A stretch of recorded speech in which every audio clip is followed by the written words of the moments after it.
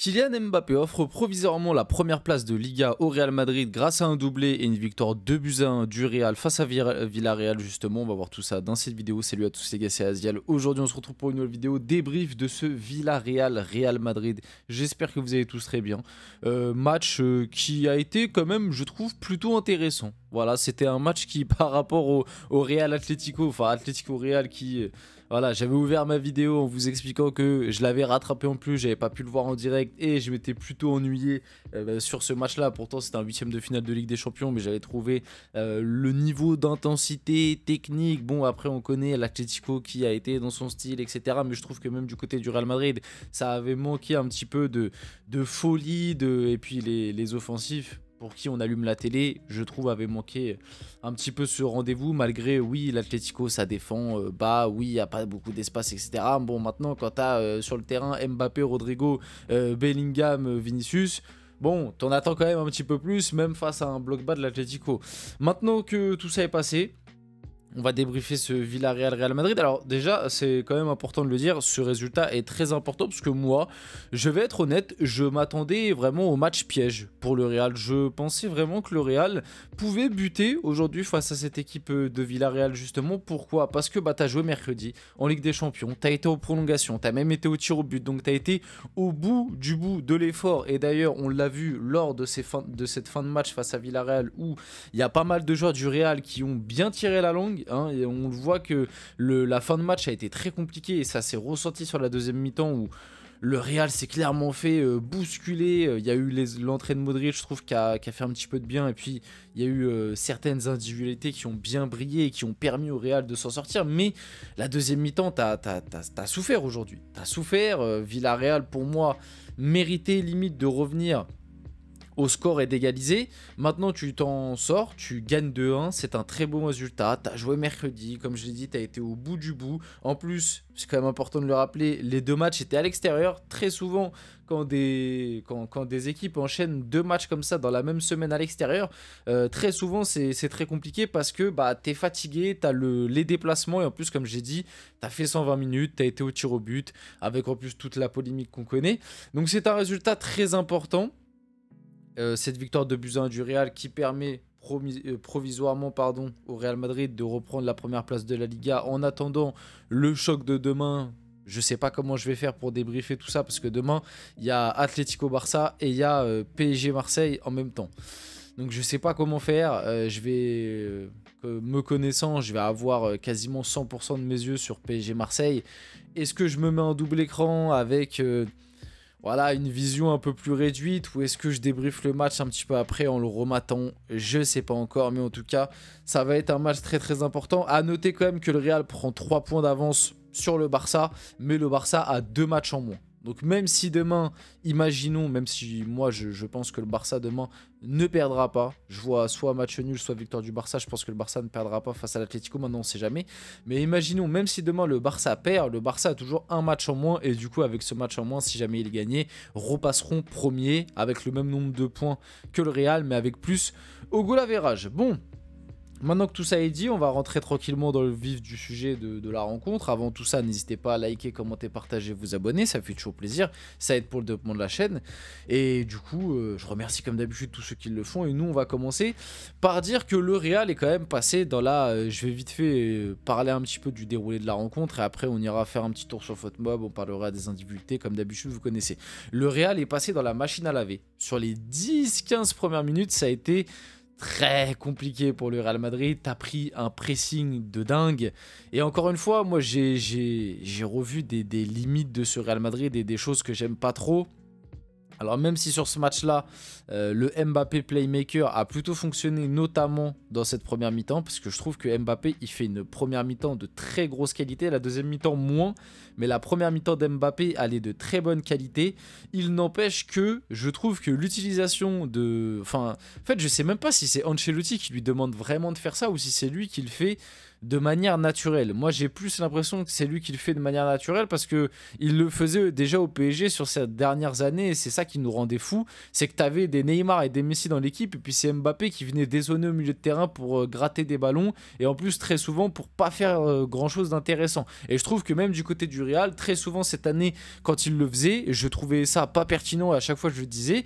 Là aujourd'hui, je trouve que ça a été pertinent. Le seul point négatif de ça, parce qu'aujourd'hui il a plutôt été dans un bon soir, même tu vois son placement un petit peu en trait de surface, bah du coup sur le deuxième but il est bien placé, mais si vous avez bien remarqué, moi je trouve que cette façon de se déplacer, de décrocher tout le temps d'Mbappé, de vouloir faire le playmaker, en fait ça fait que Bellingham ne sert à rien avec le ballon.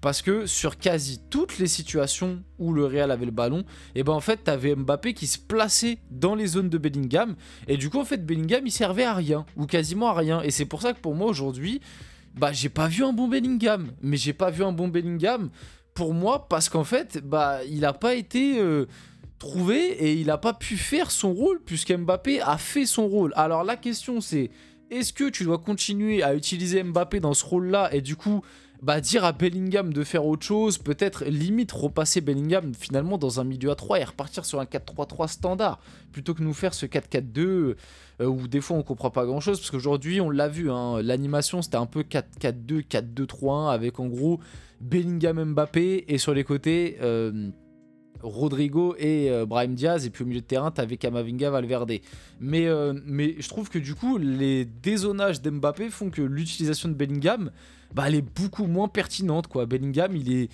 est moins pertinent, il est moins utile, alors comme j'ai dit aujourd'hui Mbappé a été dans un bon jour, les autres fois c'était pas forcément le cas, je trouvais que ces dézonages étaient quasiment tout le temps inutiles ou alors pas trop pertinents, donc dans cet aspect là peut-être que Bellingham est plus intéressant, mais pour moi, il va falloir trouver une solution par rapport à ça. Tu peux pas continuer comme ça. Mbappé, on comprend pas trop son rôle. Comme je dis encore une fois, aujourd'hui, sa première mi-temps, elle est extraordinaire. Enfin, extraordinaire. Oui, franchement, sa première mi-temps, elle est de très grosse qualité. Et il fait une très grosse première mi-temps. Le deuxième but qu'il met, il est magnifique. Le premier but, la passe sur Brahim Diaz, elle est magnifique. Même s'il a un peu de réussite sur le fait que ça lui revienne dessus et qu'après, la frappe est belle aussi. Il fait une très bonne première mi-temps. La deuxième mi-temps, moins. Et notamment, je trouve, quand il y a eu l'entrée de Vini, encore une fois, hein, l'entrée de Vini, franchement, je sais pas. Parce que Vini, il est rentré, il a fait des diffs par le dribble, par la vitesse, mais à chaque fois, la dernière passe, le dernier geste, tout était gâché. Il y a un moment où il y a un 2 contre 2 à jouer, et Vini, il fait n'importe quoi, il saccage l'action avec Mbappé. Franchement, je sais pas. Moi, j'ai toujours l'impression qu'il n'y a pas d'alchimie. Il n'y a pas encore ce truc entre les deux. Et moi, j'ai l'impression que Mbappé-Rodrigo, ça fonctionne mieux que Mbappé-Vini. Donc voilà, par rapport à tout ça, j'ai beaucoup parlé, je suis en train de me rendre compte. On va faire un petit tour sur FotMob. Mais comme je disais, par rapport au déroulé du match, sur les 10-15 premières minutes, t'es vraiment passé dans la machine à laver. D'ailleurs, Foyce qui marque à la 7ème minute. Ensuite, il y a le but d'Mbappé qui fait du bien. Après, tu as une fin de première mi-temps où on va dire c'est un peu plus chacun son tour, même si je trouve que Villarreal a un peu plus de maîtrise, mais le Real a un peu plus de répondants et il y a le deuxième but. Et par contre, la deuxième mi-temps, tu t'es fait manger quoi. La deuxième mi-temps, on l'a bien senti du côté du Real, il y avait moins d'énergie, il y avait moins de courses, il y avait moins de force, moins de volume. Et on l'a senti que le Real a juste cherché à en gros défendre, minimiser et essayer de garder le résultat.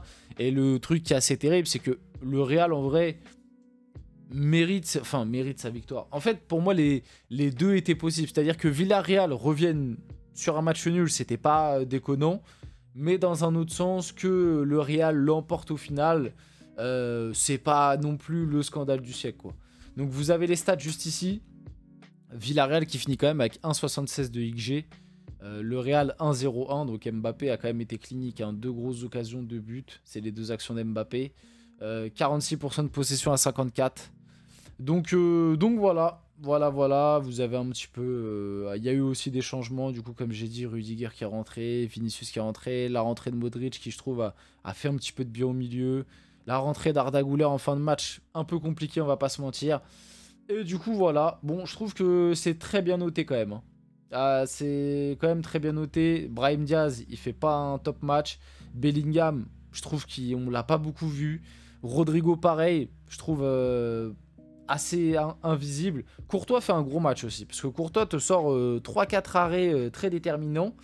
Camavinga, bon match. Très bon match de Camavinga, je trouve, au milieu de terrain. Lucas Vazquez aussi a été bon. Et après, le reste un peu plus mitigé, je dirais. Tchouaméni, ça va, fait le taf. Valverde aussi, il y a du volume, etc. Valverde d'ailleurs qui est sorti avec une petite blessure. Et puis du coup Mbappé homme du match, parce que même au-delà de son doublé, comme j'ai dit, la première mi-temps est très bonne. Deuxième mi-temps moins, on l'a beaucoup moins vu sur la deuxième mi-temps. Je pense qu'il même lui était un peu fatigué, pourtant on sait que c'est pas le mec qui court le plus, mais ouais. On finit la vidéo là-dessus. J'espère que cette vidéo vous a plu. Si c'est le cas, n'hésitez pas à liker, commenter, partager, vous abonner. Les gars, c'était Azial. On se retrouve très rapidement pour une prochaine vidéo.